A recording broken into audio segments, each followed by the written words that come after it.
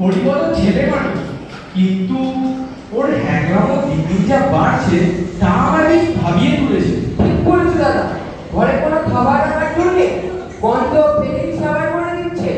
দই, মিষ্টি, পিঠে, পাই বলে তো কোনো কথাই নেই। ওর আচরণে দিদিও বেশ লজ্জিত। এত করে বোঝালেও বেটা বোঝে না, কারো কথা শুনে না। এই তো সেদিন তোমার বোন বিস্তুত ভাই কিঙ্কর আসবে বলে আমি কিছু দই আর রসগোল্লা এনে রেখেছিলাম।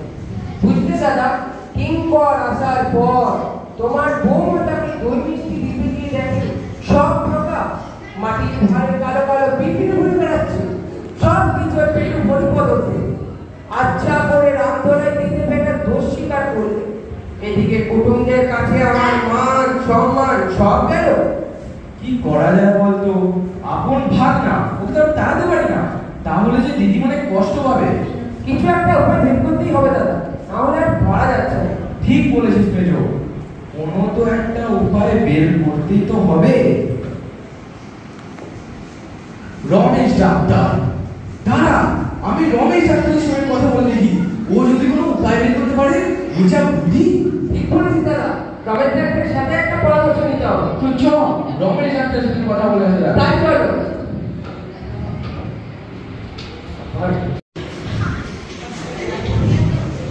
বাবা, অনেকদিন পর ভালো জিনিসটা পেয়েছি। বেশ চুপ করে কাগজটা নেওয়া যাক।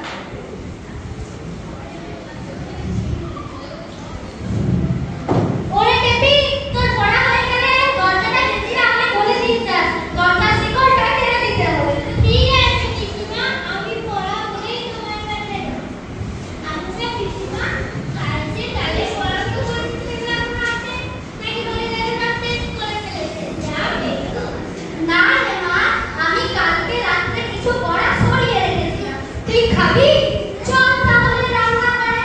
বেশ, তাই চলো পিসিমা, বেশিক্ষণ ফেলে রাখলে আবার সেটাও পড়া যাবে না। চল। বেশ, চল।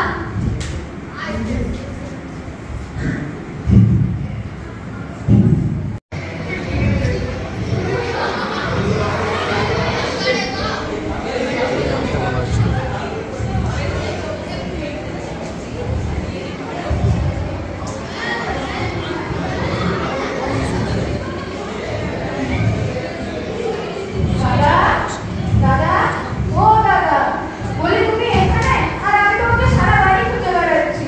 দাদা, ও দাদা, বলি কথাটা কি কানে যাচ্ছে নাকি কান দিয়ে খুঁজে খাচ্ছ? ও, তুই বলার বলেই ফেললা? দেখছিস না আমি ব্যস্ত আছি? বাবা, কথা তোমাকে বলতে বললে গুরুত্ব দেবে। মোহন দোষ, সে আবার কি? পারেন না? খাওয়া খাওয়া, খাদ্য খাওয়ানোর প্রিয় কথা, খাওয়া খাওয়া, গুরুত্ব দেবে। বুঝলি কথা বাবা? ওই দেখো, আরে এবার খাওয়ার দিকে ওরকম তাকিয়ে আছিস কেন?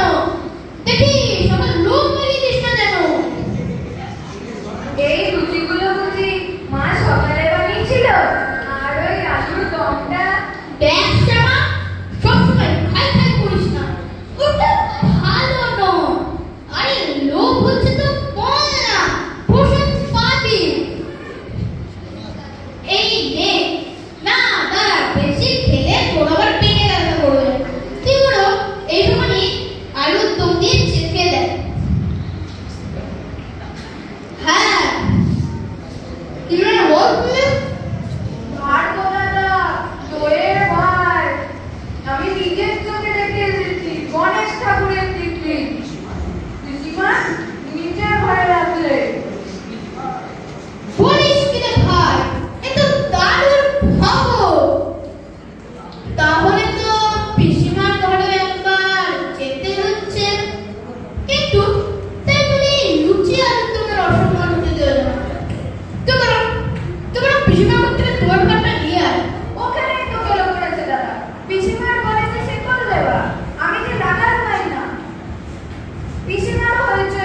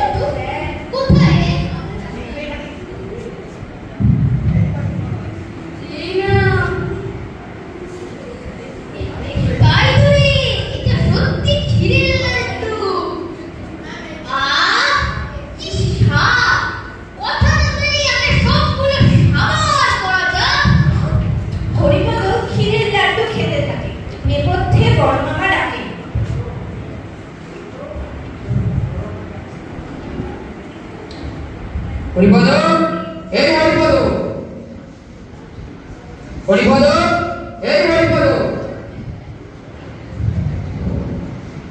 হরিপদ খেতেই ব্যস্ত, মুখে ক্ষীরের লাড্ডু, তাই সাড়া দিতে পারে না।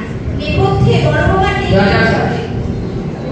হরিপদ, এই হরিপদ, হরিপদ, এই হরিপদ।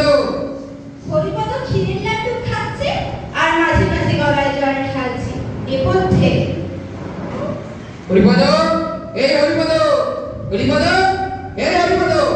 কোন রকমে গলাধকরণ করে জল খেয়ে যাই মামা। ষষ্ঠ দৃশ্য, খেয়ে জল খেয়ে মুখ ধুয়ে ভালো মানুষের মতো বড় মামার সামনে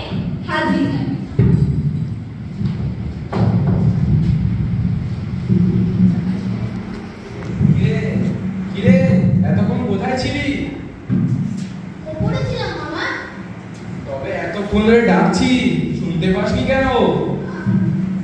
আমি তো জ্বর কাটছিলাম মামা। শুধুই জ্বর না তার সাথে কিছু স্থলও ছিল? কি যে বলো না মামা। বুঝলে দাদা, ঘরে খুব ইঁদুরের উৎপাত। ঘর শুনতে একটা ইঁদুরের ব্যবস্থা না করলেই নয়। হ্যাঁ রে, ইঁদুরের একটা ব্যবস্থা করেছি। দিদিকে বলেছি যে সে খুব বীজ দিয়ে লাড্ডু পাকাতে, যা একবার ছড়িয়ে গেলে ইঁদুরের বংশ নির্বংশ হবে। লাড্ডু কখন পাকানো হলো মামা? সে মনে করে এতক্ষণ হয়ে গেছে। দিদি আর পিসিকে দেখলাম যে এক থালা ক্ষীরের লাড্ডু পাকাতে বসেছে।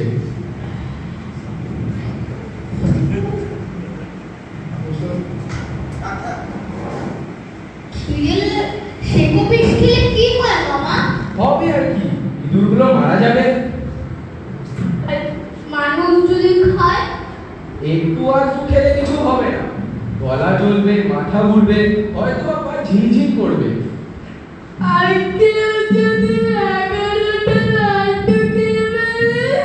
বলিস কি রে, তুই খেয়েছিস নাকি?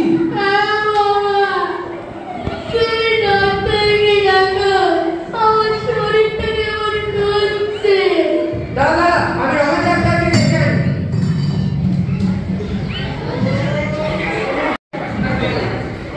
কোথায় যাবার গেছে?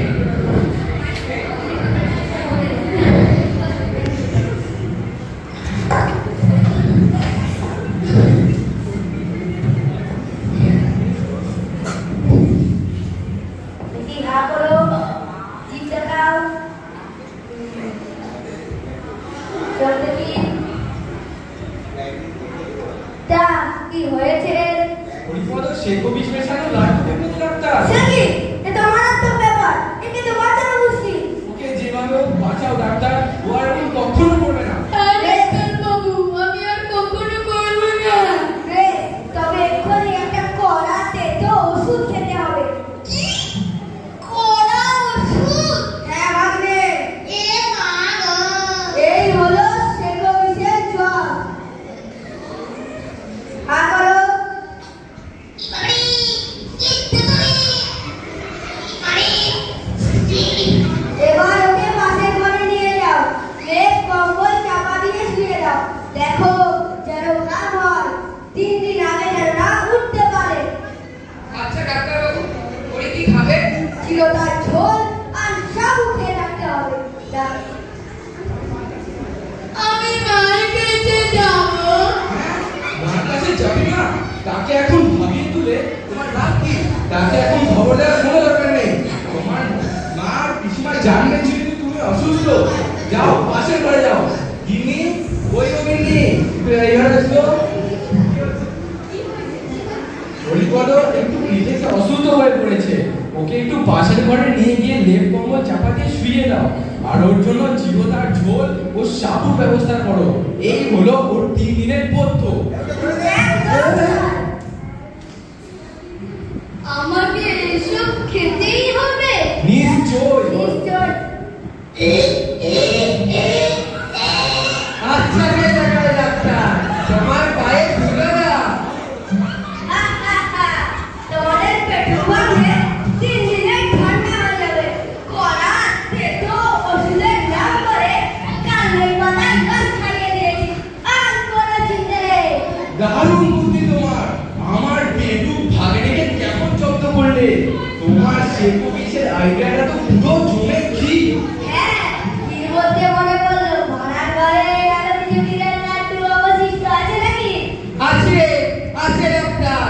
দাঁড়াও, তোমার জন্য আনাচ্ছি। গিন্নি, ও গিন্নি, একবার এ ঘরে এসো তো।